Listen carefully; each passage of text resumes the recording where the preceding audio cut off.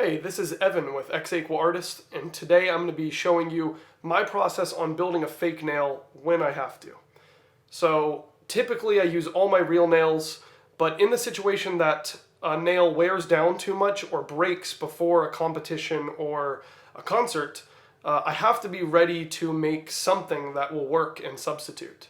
And I've been through all sorts of different types of fake nails in the past, and my problems with them are either it doesn't replicate the natural nail sound as well, or it's just not very durable. And if right before a performance or a couple days before a performance I'm feeling like my nail might fall off or fly off in the middle of a passage or Raschiatos or something, I'm going to be even more anxious than normal. So for me, it's taken a while to find a solution that feels super stable in all situations, and that's been gel nails for me. So I have everything that I use inside of this little small box that can even fit in a backpack.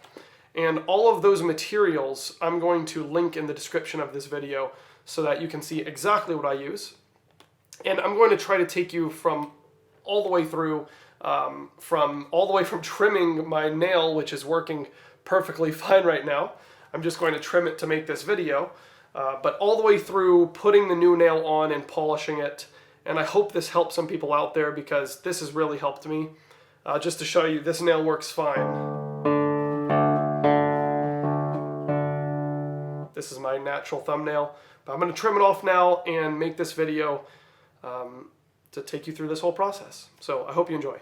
Okay, so everything I use is inside this little pouch.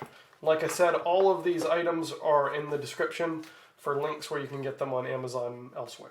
So these are the little foils that you put under your nail, between like your skin and your nail, to paint on the gel, which is in this. This is like a primer. It's called a bonder. It's what makes the gel stick to your nail. And sorry for being not very scientific here. This is the light. It's like an LED or UV lamp. It's a really miniature one. You can see it's about the size of like a cell phone. And it's great for being portable, whereas a lot of them are not very portable at all. And here's a little power adapter. So I'm going to go ahead and plug this in. And as long as you have access to a power outlet, this will work. Other than that, these are the tiny little brushes. These are actually lip brushes, but they're great in that they're disposable. And when you're traveling, the supplies to clean brushes are going to be hard to get a hold of, especially if you're flying. You're not going to be able to put that in your carry-on luggage. So I have these little disposable lip brushes. And lastly, this is a really hardcore file. This will just take away your real nail or your fake nails in just a couple of strokes. So that's what I'm about to do with this nail right here, which I'll bring it closer to the camera. This nail is about what I normally use. This is a totally fine nail, nothing to repair here. But for the sake of the video, I'm going to shave my entire real nail down so that I can show you how I use a fake nail and how I build it. So let's go ahead and do that. Ooh, here we go. Time to shave this whole thing down. Let's see. Shouldn't be too much work, although it feels terrible to shave down such a useful nail. I'm not going to bring this down to where I have no nail at all, because that makes it really hard to paint on the gel, and that's a pretty unrealistic situation. If you break your nail, it's likely not going to be all the way down to the bottom. It's worth mentioning that these gel nails sometimes last me 3 weeks of playing.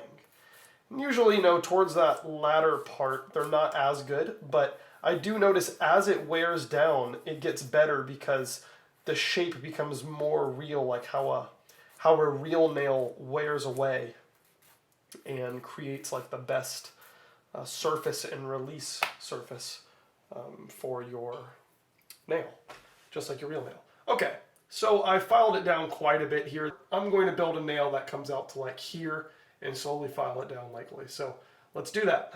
Okay, now it's time to apply this bonder right here. It's made by IBD. It says LEV UV bonder. This part is really simple. You just put on a really thin layer on your nail. And you'll notice where on my nail I put it to. I put it a little bit past halfway, because that's the maximum area I'm going to use on my nail, even with Raschiatos. I'm never going to come back to like here, for instance. I'm only going to paint it to about there. And also, I'm going to just barely line this side of my nail. And I'm sorry if it's not focused. I'm just trying to do this quickly. Put it under this light.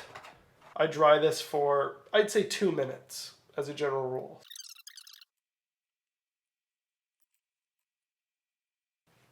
Okay, so the drying of the bonder, this stuff, is done now.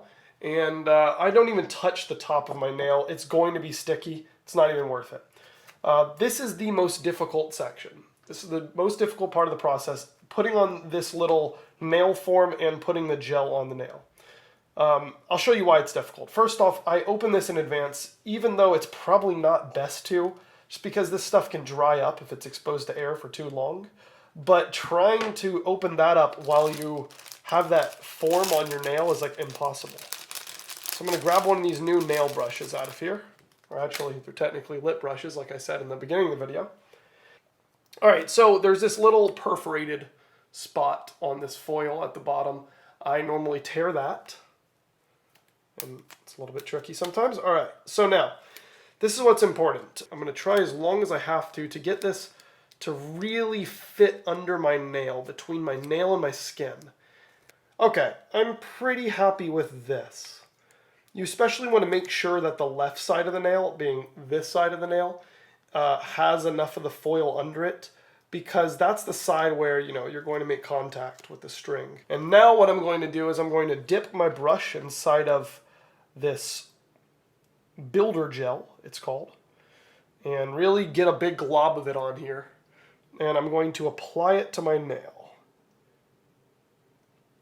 Now, I've seen and showed several people how to do this gel nail process, and everyone seems to prefer a different amount of gel, but I always go really thick because you can make it thinner.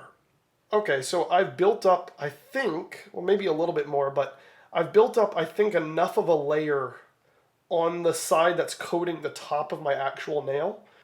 Now I'm going to build the nail out this way, right? So where there's some length. I want to paint on enough so that I feel comfortable with being able to shave it down. So I'm starting from right at the tip where the form meets the little bit of real nail that I have left. And you'll notice that this gel is thin enough to where it spreads by itself when you put a glob somewhere. So you have to kind of experiment with that and just kind of put a glob of it down and let it spread itself. And I'm always extra generous on this left-hand side because I need that.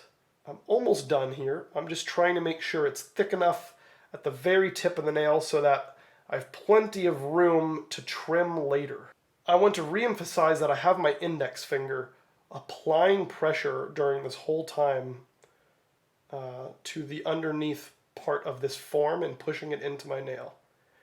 So now I'm going to try to give you a good idea of what this looks like without spending too much time on this. So I'm refocusing, trying to zoom a little bit. You can sort of see where the gel stops and starts.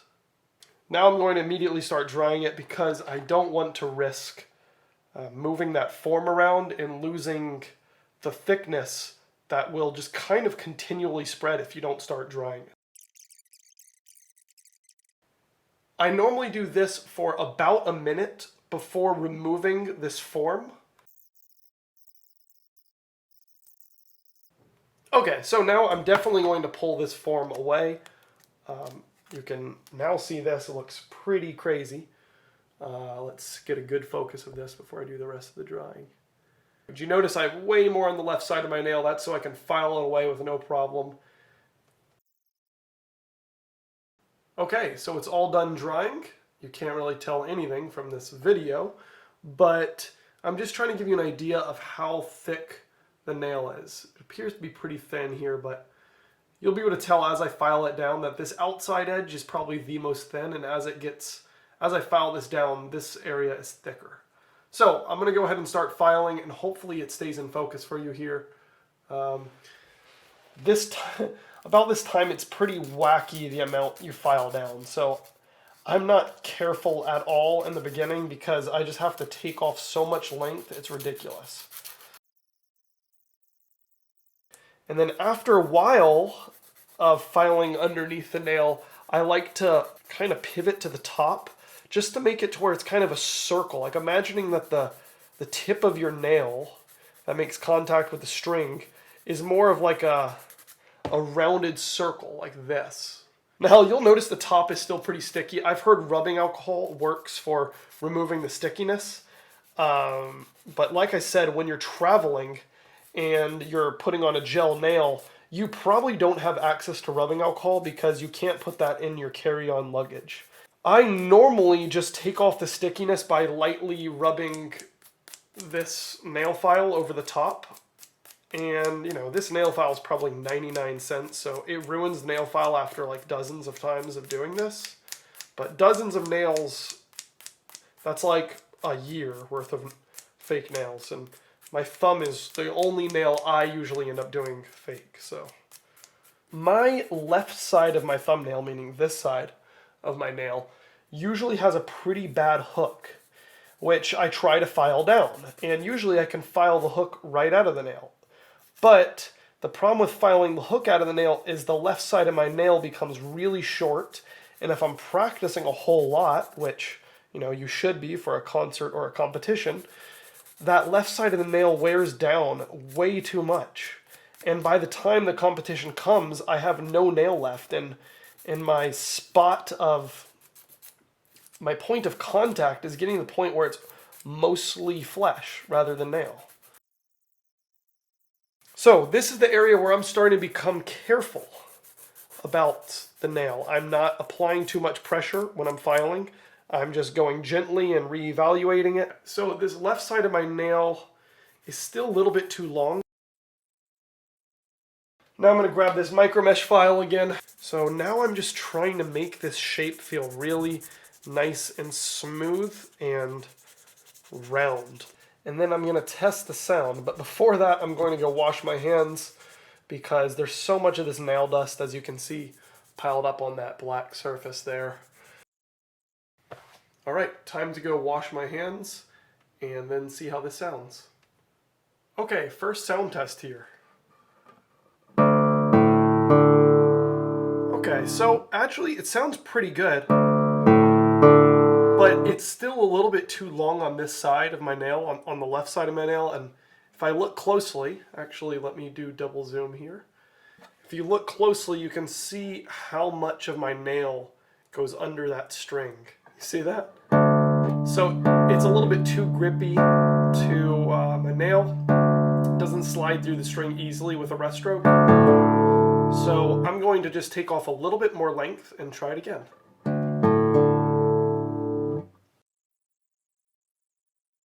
Sound test number 2.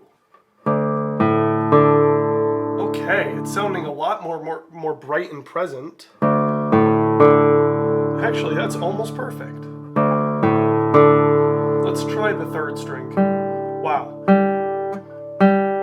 Pretty nice sound. Especially without doing a lot of micro adjustments. That's free stroke. Now rest stroke.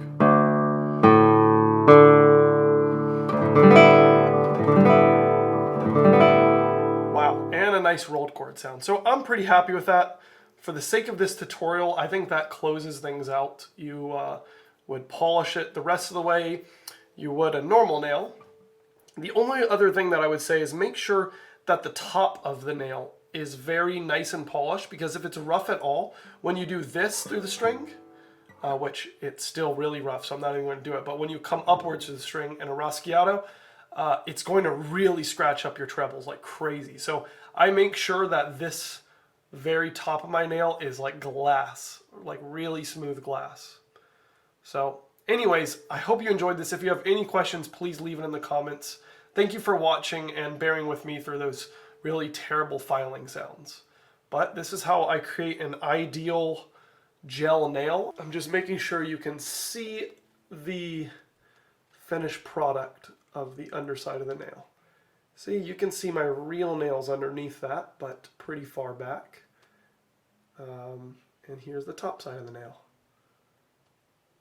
which is still pretty rough from me not going through the final polishing phases. But that's it. I hope you enjoy, and that's how I make my fake nails.